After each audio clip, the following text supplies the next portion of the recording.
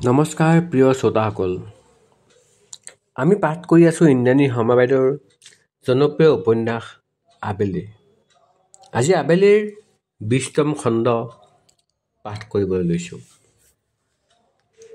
কোমল কোমল অনুভৱ এটাই মেৰিয়াই ধৰিছে আবেলিক। এই অনুভৱটোৰ নাম আগান। প্ৰতিটো অবাক মুহূৰ্তত গুণগান হৈ এটা বাজি থাকে সি। তাই হাৰি যাম বুলি ভাবিলেও কাষলৈ আহি তুলি ধৰে যি নিলগে থাকিও উশাহতে বৈ থাকে, যি বেলি ফুল হাঁহি এটা তাইৰ বাবেই লৈ আনে। এয়াই যদি ভাল পোৱা বৰ ধুনীয়া। চিলমিল টোপনিৰ মাজতে হাঁহি উঠে তাইৰ। এই যে আগানে এতিয়াও কয়, সৰু হৈ আছ তই, নুবুজিবি। সকলো বুজে বেলিয়ে, সকলো, মাত্ৰ তোমাক খুলি কবহে নোৱাৰে আগান। ধমকৈ হোৱা দৰজাৰ শব্দত ধৰমৰাই উঠিল আবেলি। ভাগৰে হেঁচা মাৰি ধৰিছিল। ফোনটো থোৱাৰ পাছতে চিলমিলকৈ টোপনি আহিছিল। ভায়েকৰ নাকৰ শব্দত আনদিনা তাইৰ টোপনি নাহে, কিন্তু আজি সেইবোৰ একো শুনা নাই।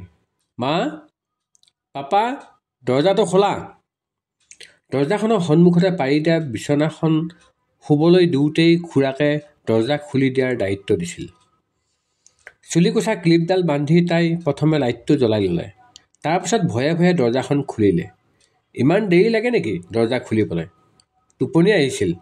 সন্মুখত মাইনা, মানে অধিৰাজ। সৰুতে কেইবাবাৰো লগ পাইছে তাই এই ল'ৰাটোক। কথাবোৰ তেতিয়া বেলেগ আছিল।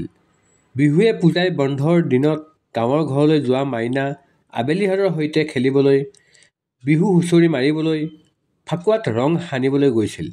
লাহে লাহে সিহঁতবোৰ ডাঙৰ হ'ল। কথাবোৰ সলনি হৈ থাকিল। অৱস অৱস চকুৰে সন্মুখত ৰৈ থকা আবেলিক দেখি মাইনা ভিতৰলৈ সোমাব খুজিও ৰৈ গ'ল। আবেলি? ভিতৰলৈ সোমাই আহি থমকি ৰ'ল অধিৰাজ। তলত পাৰি থোৱা তেনে পাতল তুলি দুখন, যিখন আগতে সিহঁতৰ ঘৰত থকা সহায়কাৰী কমলাই ব্যৱহাৰ কৰিছিল, তাকে আবেলিহঁতক পাৰি দিছে। আঁঠুৱা লগোৱাৰ সুবিধা নাই, গতিকে মহ খেদাবলৈ কইল এডাল জ্বলাই থৈছে। আনকি পাৰি দিয়া বিছনা চাদৰ দুখন সি তাইৰ বাইক ঢাকিবলৈ ব্যৱহাৰ কৰে কেতিয়াবা। সেইখন ধূলিৰে পোত গৈ আছে। ধুই দিয়া নাই যে সি নিশ্চিত। তহঁতক, মানে তোমালোকক ইয়াত কোনে শুবলৈ দিছে? তই বুলি ক'লেও হ'ব। আগতে তই বুলিয়েই কৈছিলি দেখোন। তোৰ মনত আছে? মনত কিয় নাথাকিব? ইমান বেছি দিনো হোৱা নাই। Yeah true. অলপ পৰ দুয়োটা মনে মনে থাকিল। অলপ অসহজ হৈছে দুয়োটা। ইফালে সিফালে চাই সি মাকক মাতিলে, মা, মা। অধিৰাজৰ মাতটো ডাঙৰ। আবেলিৰ ভয় লাগিল। এনেও তাই শুনিছিল খুৰীয়েকে কোৱা। অধিৰাজৰ খং উঠিছিল সিহঁত তাৰ ঘৰত থাকিবলৈ অহাৰ বাবে। এতিয়া যদি সিহঁতক ওলাই যাবলৈ কয়, তাই কি ক'ব বাৰু? অধিৰাজৰ ডাঙৰ মাত শুনি ভায়েকে সাৰ পাই বহি উঠিল। সি চকুকেইটা মোহাৰি মোহাৰি বায়েকৰ ফালে চালে। কি হৈছে একো বুজা নাই। ভায়েকৰ মুখলৈ চাই আবেলিয়ে অনুৰোধ কৰিলে অধিৰাজক, কাইলৈ আমি কিবা এটা ব্যৱস্থা কৰি ইয়াৰ পৰা যামগৈ। ৰাতিটো যদি যেনে তেনে। আবেলিৰ ইচ্ছা হৈছিল সেই সময়তে ওলাই গুচি যাব ক'ৰবালৈ। জীৱনত কাৰো ওচৰতে হাত পাতি নোপোৱা, কাৰোৰে পৰা সহায় নোলোৱা এই আজি ইমান অপমান সহি ঘৰত থাকিবলগীয়া হৈছে। আনৰ ওচৰত হাতযোৰ কৰি আশ্ৰয় বিচাৰিবলগীয়া হৈছে। কি হ'ল মাইনা, ইমান কেলেই চিঞৰিছ? ইহঁতক ইয়াত এনেকৈ কোনে শুবলৈ দিলে? পাপাক সোধ দেই, মই এইবোৰ নাজানো। পাপাৰহে গেষ্ট। হ'ব আৰু দে, তই এতিয়া খং নকৰিবি, শুই থাক। মই তোৰ বিচনা ৰেডি কৰি থৈছোঁ। লাজ লগা নাই? অধিৰাজে দেউতাকৰ চকুত চকু থৈ সুধিলে। মানুহজনৰ ওচৰত তলমূৰ কৰাৰ বাহিৰে যেন আন একো উপায় নাছিল। উঠ ইয়াৰ পৰা। মাইনা, তোমাৰ টোপনি ধৰিছে? ৰাতিটো পুৱাবলৈ দে, আমি নিজেই গুচি যাম। নুশুনিলে অধিৰাজে। আবেলি ভায়েকৰ হাতখনত ধৰি মাটিত পৰি থকা বিচনাখনৰ পৰা উঠাই আনিলে। তাৰপাছত নিজৰ কোঠাটোৰ ফালে লৈ গ'ল। ইয়াত শুই থাক আৰামছে, AC লগাই দিছোঁ। আবেলি, তয়ো ইয়াতে শুই থাক। তই ক'ত শুবি মাইনা? সেয়া দেখিছা, চব তোমাৰ কাৰণেই হৈছে। সি এইবোৰ খঙত কৰিছে। আবেলি আহ। এই সময়ত কি কৰিলে ভাল হ'ব তাই নাজানে। তাই ভবাতকৈ পৰিস্থিতি একেবাৰে বিপৰীত। অধীৰাজে এইখিনি কাম খঙত কৰিছে তাই জানে, কিন্তু সেই খং তাইৰ ওপৰত বা তাইৰ ভায়েকৰ ওপৰত নহয়, মাক দেউতাকৰ ওপৰতহে। তাই এতিয়াহে ভালকৈ চাইছে। অধীৰাজ যেন বহুত ডাঙৰ হ'ল। ক্ষীণ ওখ ল'ৰাটো তাইৰ সৈতে প্ৰায় একে বয়সৰ। পঢ়াত বৰ ভাল নাছিল। কিতাপ তাৰ প্ৰধান শত্ৰু আছিল। গান গাইছিল সি বৰ ধুনীয়াকৈ। সঁচা কথা ক'বলৈ হ'লে গানৰ লগতে পাগল আছিল। চৰাইৰ মাত, নৈৰ মাতত সুৰ বিচাৰি বিচাৰি গাঁৱলৈ যোৱা ল'ৰাটো এতিয়াও গানৰ মাজতেই জীয়াই আছেনে? দৰজাখন মাৰি ল'বি, এচি চলি আছে। এইটো ৰিম'ট, ঠাণ্ডা লাগিলে অফ কৰি দিবি, নাইবা ইয়াত এনেকৈ টিপি দিবি, টেম্পাৰেচাৰটো বাঢ়ি যাব। আমি ইয়াতে শুব পাৰিলোহেঁতেন, দিগদাৰ পোৱা নাই নহয়। হ'ব, আৰু লাজ দিব নালাগে, শুই থাক যা। কোমল বিচনাখনত পাৰি থোৱা বৰ ডাঙৰ খুব কোমল তোচকখন তাই শুই দিয়াৰ লগে লগেই তললৈ সোমাই গৈছে। ইমান কোমল, আগতে কেতিয়াও দেখা নাই। গাত ল'বলৈ থোৱা ব্লেংকেটখন একেবাৰে পাৰ চৰাইৰ পাখিৰ দৰে। তোৰ যেতিয়া পইচা হ'ব এনেকুৱা বিচনা এখন মাৰ কাৰণেও কিনিবি, এখন বৰমাৰ কাৰণেও। সেই ধুনীয়া সপোনটো চকুতে লৈ আবেলিয়ে টোপনি যাবলৈ চেষ্টা কৰিলে। ইমান ধুনীয়া বিচনাত চাগৈ টোপনিও বৰ ধুনীয়া আহিব। আবেলি শুলি নেকি? নাই। মানে কোৱা। তই ভাইৰেলহে হৈছ, পপুলাৰ নাই হোৱা, বুজিছ ন? দুৱাৰখন তাই খিলি লগোৱা নাছিল। অধীৰাজে এইটো ক'বলৈ আহিছে এই ৰাতিখন। দুয়োটা একেই নহয় নেকি? এতিয়াও ঈৰ্ষা কৰে সি তাইক, সেই সৰুতে কৰাৰ দৰেই। তই মোৰ সমান ভাল গাব নোৱাৰ। মাতটোহে তোৰ ভাল, সুৰ গৈ মহীশাসুৰ হৈছে। সৰুতে প্ৰায়েই কৈছিল সি নিজেও ভাল গায়। সি জানে আবেলিৰ কণ্ঠ ভাল, সুৰৰ খেলিমেলি নহয়। তেন্তে এতিয়াও সি তেনেকৈয়ে কিয় কৈছে? দেৱজিৎ সাহা নামৰ এজন গায়ক আছিল, চিনি পাৱ? নেপাওঁ। এসময়ত চবেই চিনি পাইছিল, এতিয়া বহুতেই পাহৰি থাকিল। তোকো পাহৰি থাকিব, মই পাহৰিবলৈ নিদিওঁ। Over confidence? বাৰু ময়ো চাম। Good night. ভাল নালাগিল আবেলিৰ। ইমানবোৰ প্ৰশংসাৰ মাজত এনেকুৱা কথা এয়া প্ৰথম শুনিছে তাই, তাকো সৰুকালৰ বন্ধুৰ পৰা। ঠিকেই, এয়াই ঈৰ্ষা। তাই পোৱা মৰমখিনি, গুৰুত্বখিনি নোপোৱাৰ বাবেই এনে কথা কৈছে সি। গাৰুটো সাৱটি শুই থাকিল আবেলি। কাইলৈ আৰু 2টা ইণ্টাৰভিউ আছে। মোবাইলটো ৰিং হৈ হৈ বন্ধ হৈ গৈছে। ইমান ৰাতিপুৱাই কোনে ফোন কৰিছে বুলি তাইৰ অচিনাকি নাম্বাৰটো দেখি আকৌ কাটি দিলে। 6:30 বাজিছে। সকলো মানুহ শুইয়ে আছে। এনে সময়ত ইমানকৈ ফোন কৰিব পৰা মানুহ মাক, বৰমাক বা আগানৰ বাহিৰে কোন হ'ব পাৰে? হেল্ল' আবেলি, মই প্ৰণতি খুৰী, তোক নিবলৈ আহিছোঁ। ওলাই আহ বাহিৰলৈ। আপুনি ইয়াত আছে? তলতে আছোঁ, আহ। পিন্ধি থকা কাপোৰ সাজৰ ওপৰতে দুপট্টাখন লৈ আবেলি হাতত হাৰে ভৰিত হাৰে উঠি আহিল। যিমান পাৰে শব্দ নোহোৱাকৈ দুৱাৰখন খুলি ওলাই আহিল। সঁচাকৈ বিল্ডিঙৰ তলতে ৰৈ আছে আগানৰ মাক দেউতাক। ঘৰলৈ ব'ল আবেলি। ইমান ৰাতিপুৱাই প্ৰণতি খুৰী ইয়ালৈ কেনেকৈ আহিল? কোনে খবৰ দিলে? বাবাই ৰাতিয়ে আহিবলৈ কৈছিল। খুৰা আৰু মই এজনেও ৰাতি আজিকালি গাড়ী নচলাওঁ। কেব এখন লৈ আহিম বুলি ভাবি থাকোঁতেই সি ক'লে তোক তাৰ লগৰ এটাই আমাৰ ঘৰত থৈ যাবহি। মই ভাত পানী বনাই ৰৈ আছিলোঁ আহিবি বুলি। কথাবোৰ বুজাত ভুল হ'ল, আমাৰো দায়িত্ব আছিল। তই আমাৰো ছোৱালী নহয় জানো? বাইদেৱে মনত বৰ দুখ পাইছে, বেয়া পাইছে আমাক।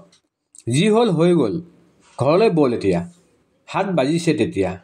নবীন খুৰাহঁত উঠাই নাই। আবেলিয়ে মুখখন ধুই আহি ভায়েকক গাত ধৰি জোকাই দিলে। ধন, ঐ ধন, উঠ। কেলে? কি হ'ল? প্ৰণতি খুৰীয়ে নিবলৈ আহিছে ইমান ৰাতিপুৱাই? ঘৰৰ পৰা লৈ অনা গামোচাখন আৰু ওলাই থকা সৰু সুৰা বস্তুকেইটা বেগত ভৰাই আবেলি ওলাই আহিল। ভায়েকৰ চকু ভালকৈ মেলেই খোৱা নাই। তেনেকৈয়ে চকুৱে মুখে পানী ছটিয়াই লগত ওলাইছে। অধিৰাজ তললৈ মূৰ কৰি শুই থকা অৱস্থাত সি আবেলিক হাতেৰে নেমাতিবি বুলি দেখুৱালে। আমি যাওঁ, তই কৈ দিবি দেই খুৰাক। হা, এতিয়া কলৈ যাব? কি হ'ল? তাৰ যেন টোপনি একেবাৰে উৰি গ'ল। কলৈ যাব খুজিছে আবেলি? ঘৰৰ মানুহ আহিছে নিবলৈ। ঘৰৰ মানুহ? শব্দটোত অকণমান বেছিকৈ জোৰ দিলে আবেলিয়ে। অ'কে অ'কে, যাওঁ। তোৰ লগ পাই ভাল লাগিল, বেয়া পাই নাথাকিবি। মাৰ ফালৰ পৰা চৰি। মই সেইকাৰণে পাপাক মানা কৰিছিলোঁ। লাজ পাওঁ মই মানুহৰ আগত। একো বেয়া পাই থকা নাই মই। ভালকৈয়ে হ'লো দুয়োটা। এতিয়া যাওঁ দে। আবেলি ফোন কৰিব পাৰিম তোক? নেলাগে দে। কিয় জানো তেনেকৈ ক'লে তাই। প্ৰায় 10 বছৰৰ আগত লগ পোৱা ল'ৰাটোৰ সৈতে তাইৰ আৰু কথা পাতিবলৈ সঁচাকৈ মন নাইনে? আছে, কিন্তু নাপাতে। কথাবোৰ সাঁচি ৰখা অভ্যাসটো এৰিব নোখোজে তাই। মোৰ নম্বৰটো লৈ যা, কিবা দৰকাৰ হ'লে ফোন কৰিবি বুলি নকওঁ, তই নকৰ জানো। তথাপি আশা এটা ৰাখিম কেতিয়াবা ফোন কৰিবি বুলি। একেবাৰে শেষৰ চিৰিকেইটাত দৌৰি দৌৰি পিছফালৰ পৰা তাইৰ হাতত সৰু কাগজ এখন দি থৈ গ'ল অধিৰাজে। আবেলিৰ উত্তৰলৈ বাট নাচালে, উভতি খোজ ল'লে। মাত্ৰ সি যোৱাৰ ফালে চাই থাকিল আবেলিয়ে। মহানগৰীৰ ভিৰৰ পৰা অলপ আঁতৰি অকণমান পাহাৰীয়া যেন লগা ঠাই এখিনিত আগানৰ ঘৰ। ফ্লেট নহয়, এটা ধুনীয়া সৰু ঘৰ। আগফালে সৰু ফুলনি এখনো আছে। ঘৰৰ বাহিৰ ফালৰ দেৱালত এখন ধুনীয়া নাম ফলক, ৰ'দৰ ঠিকনা। তলত আগানৰ পিতৃ মাতৃৰ নামৰ প্ৰথম 2টা আখৰ। ইমান মৰম লগা ঠিকনা। আহ বেলি। গাড়ীৰ পৰা তাইক নিজৰ বেগটো নমাবলৈকো দিয়া নাই এজনেও। দুয়োটাকে আদৰ সাদৰ কৰি ভিতৰলৈ লৈ গৈছে, যেন সিহঁত নিজৰে সন্তান। দুয়োজন মানুহৰ সিহঁতৰ লগতেই ব্যস্ত হৈ পৰিছে। আৰু অকণমান শুই ল যা দুইটা। চাহ একাপ খাই ল'বি নেকি? ভোক লাগিছে নেকি? ইত্যাদি ইত্যাদি। টোপনি ধৰিছিল আবেলিৰ। পিছে এতিয়া শুবলৈ সময় ক'ত? আৰু 2টা ইণ্টাৰভিউৰ কাৰণে সাজু হ'বৰ হ'লেই। অলপ সময় বিচনাত পৰি আবেলি যাবলৈ ওলাল। খুৰীয়েকে নিজৰ নতুন চেলোৱাৰ কামিজ এযোৰ পিন্ধিবলৈ দিলে। তাৰ লগত মিলাই চেণ্ডেল এযোৰো। মানুহগৰাকী চৌখিন। কাপোৰবোৰ বৰ ধুনীয়া ধুনীয়া। ৰংবোৰ পাতল কিন্তু চকুত লগা। ঠিক আবেলিৰ ভাল লগা ধৰণৰ। বাইদেৱে কৈছে তই মাখন দি ভাত খাই ভাল পাৱ। এতিয়া লুচিবোৰ খালে পেট বেয়া কৰিব দেই। সেইকাৰণে জহা চাউল সিজাই দিছোঁ, খাই লহি আহ। বৰমাকৰ অনুপস্থিত প্ৰণতি খুৰী আবেলিৰ বৰমাজনী হৈ পৰিল। তাই কি পিন্ধি যাব, কি খাই যাব, কেনেকৈ যাব তেওঁৰ চিন্তা। যথাসময়ত তাইক নিজেই গাড়ী চলাই নিৰ্দিষ্ট চেনেলটোলৈ লৈ আহিল।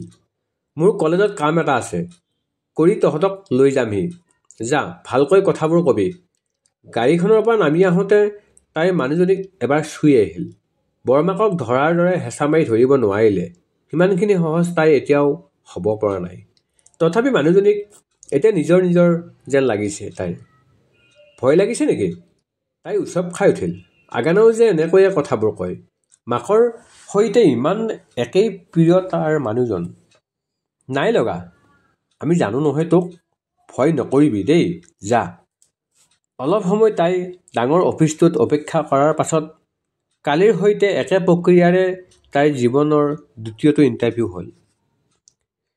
এই যে তুমি ইমান পপুলাৰ হৈছা, ভাইৰেল হৈছা, কি ক'বা অসমবাসীৰ ৰাইজক? মই ধন্যবাদ দিম। আৰু তুমি ভাবিছিলানে কেতিয়াবা এনেকুৱা এটা দিন আহিব বুলি?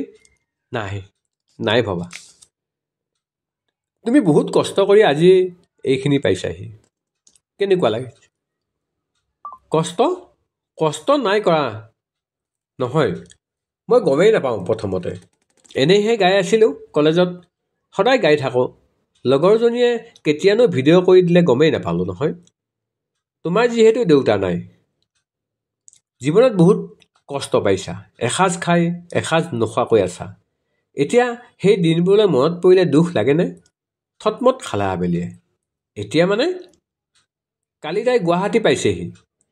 তাৰ 3 দিন নে 4 দিন আগত এইবোৰ ঘটিছে। আকৌ মনত পৰিবলৈ কি থাকিল? তাই এইকেইদিনতে এনে কি ডাঙৰ মানুহ হৈ পৰিল যে তাইৰ দুখৰ দিনলৈ এতিয়া মনত পৰিব? আৰু তাইৰ পেটৰ ভোকৰ লগত তাইৰ গানৰ কি সম্পৰ্ক? তাই কেতিয়াও নিবিচাৰে তাইক খাবলৈ নাপাব বুলি কোনোবাই তাইৰ গান শুনক, তাইক মৰম কৰক। এতিয়ালৈকে তাই প্ৰায় 4জন প্ৰতিষ্ঠিত গায়কৰ সৈতে গান গোৱাৰ সুবিধা পাইছে। 2টা ফোন কালিৰ দিনটোত আৰু আজি এটা ইণ্টাৰভিউৰ আগে আগে 2টা ফোন। অতি জনপ্ৰিয় থিয়েটাৰৰ বাবেও এটা গান গাবলৈ সুযোগ পাব বুলি জনাইছে। আৰু এই আটাইবোৰ তাইৰ কণ্ঠৰ বাবেই পাইছে বুলি তাই ভাবে। ইয়াত তাইৰ আৰ্থিক অৱস্থা কেনেকৈ আহিল? দুখীয়া মানুহে ভাল গান গাব নোৱাৰে নেকি? আৰু খাবলৈ নোপোৱাকৈ থকা নাই, আপোনাক কোনে কৈছে? তোমাৰ মায়ে নিজেই কৈছিল কোনোবা এটা ইণ্টাৰভিউত, ভুল হ'ল আবেলিৰ। লাইভ ইণ্টাৰভিউত এটা সত্যবাদী হ'বলৈ গৈ বিপদত পৰিল আবেলি। কাইলৈকে মৰম লগা বৰ সৰল ছোৱালীজনী এতিয়া পপুলাৰিটি পাই অহংকাৰী হৈ উঠিল। এঘণ্টাৰ ইণ্টাৰভিউটোৰ শেষত একেবাৰে বেয়া হ'ল। আঁত ধৰোঁতাজনীৰ যে কিবা এটা কথাত খং উঠিছে সেয়া স্পষ্ট। তেওঁ যেনে তেনে অনুষ্ঠানটো সামৰি দপদপাই ষ্টুডিঅ'ৰ পৰা ওলাই গ'ল। আপুনি ছাৰক তেনেকৈ ওলোটাই প্ৰশ্ন কৰিব নালাগিছিল নহয়। তেওঁ এটা ৰেচপেক্ট আছেতোন। তাইৰ গাৰ পৰা সৰু মাইকটো খুলিবলৈ অহা ছোৱালীজনীয়ে তাইক চেপা মাতেৰে কৈ থৈ গ'ল, মুখৰ পৰা ওলাই গ'ল ফটকৈ। লাইভ ইণ্টাৰভিউত এনেকৈ ফটকৈ কথা ওলালে কেনেকৈ হ'ব? এতিয়াতো আপোনাক গোটেই অসমেই চিনি পায়। তাতে কি হ'ল? এই এসপ্তাহত তাই বেলেগ এজনী মানুহ কেনেকৈ হ'ব? হাতত থকা ফোনটো একে সময়তে বাজি উঠিল তাইৰ, ৰদালিৰ ফোন। তই তেনেকৈ কেলেই কৈ দিলি? ইমান বেয়া দেখিছে। তেখেত কিমান ডাঙৰ মানুহ, অলপ ৰেচপেক্ট কৰিব লাগিছিল। তই অন্তত বুজি পা মোক ৰ'দ। মোক কোনোবাই দুখীয়া দুখীয়া কৈ থাকিলে মোৰ খং উঠে। সেইবুলি তই টিভিৰ পৰ্দাত গৈ মানুহক তেনেকৈ কবি নেকি? মানুহে লিখিছেই ফেচবুকত। কি লিখিছে? এইজনী মস্ত অহংকাৰী বুলি। এই সামান্য কথাটোতে এতিয়া এইবোৰ সহিব লাগিবই। ৰেডি থাক ৰদালি। শুনচোন ঐ। নাই, ফোনটো কাটিয়েই দিলে তাই। চেনেলৰ মানুহকেইজনে নিজৰ মাজতে গুণগুণকৈ কিবা এটা কথা পাতিছে। সকলোৰে চকু তাইৰ ওপৰতে, যেন তাই এজন দুৰ্দৰ্শ অপৰাধী। ফোনটোত টিপা মাৰি ধৰি কি কৰোঁ কি নকৰোঁ ভাবত একে ঠাইতে ৰৈ থাকিল তাই। বাহিৰত থকা ভায়েকে জুমি জুমি চাইছে। সি একো বুজা নাই। ইয়াৰ পৰা ওলাই সি ৰাস্তাৰ কাষৰ চাওমিন খাব, নতুন জোতা পিন্ধিব, এয়াই তাৰ চিন্তা। প্ৰণতি খুৰীয়ে লৰালৰিকৈ ৰান্ধি দিয়া ভাতকেইটাও সি নাখালে। আজি বাহিৰতে খাব। বায়েকৰ কি হৈছে তাৰ দৰকাৰ নাই। আপুনি চাহ খাই যাব? মেকআপ ৰুমতে বহিব পাৰিব, আহক। চুচুক চামাককৈ আবেলি ছোৱালীজনীৰ পিছে পিছে মেকআপ ৰুমলৈ গ'লগৈ। ভায়েকে বাহিৰতে থকা চোফা এখনত বহিছে। তাই আগানলৈ ফোন কৰিছে, এতিয়াও অফ। হোৱাটছএপৰ মেছেজটো পোৱাগৈ নাই। আজি ৰাতিপুৱা 9 বজাত জাৰ্মানী পোৱাৰ কথা আছিল। এতিয়া 11 বাজিল। অলপ আগতে তাই যি কৰিলে সেইখিনি কথা আগানৰ বাহিৰে কাক কোৱা যায়? বৰমাকতো তাইক শুদ্ধ বুলিয়েই ক'ব। অৱশ্যে তাইৰ ভুল নাই, কিন্তু সময় আৰু স্থান চাই কথাটো শুদ্ধ নাছিল হয়তো। আপুনি ছাৰক এচাট দিলে বোলা আজি? চাহৰ কাপটো তাইলৈ আগবঢ়াই দি অলপ আগতে তাইক মাতি অনা ছোৱালীজনীয়ে হাঁহি দিলে। সেই হাঁহিটো বৰ কুটিল আছিল। আবেলিৰ কলিজাটো ঢক কৰি উঠিল। প্ৰিয় শ্ৰোতাসকল, ইন্দ্ৰাণী শৰ্মা বাইদেউৰ আবেলি উপন্যাসখনৰ এয়া 20তম অধ্যায়। আপোনালোকৰ আৰু সঁহাৰি পাম বুলি আশা কৰি আজিলৈ 20তম খণ্ডটো সমাপ্ত কৰিলোঁ।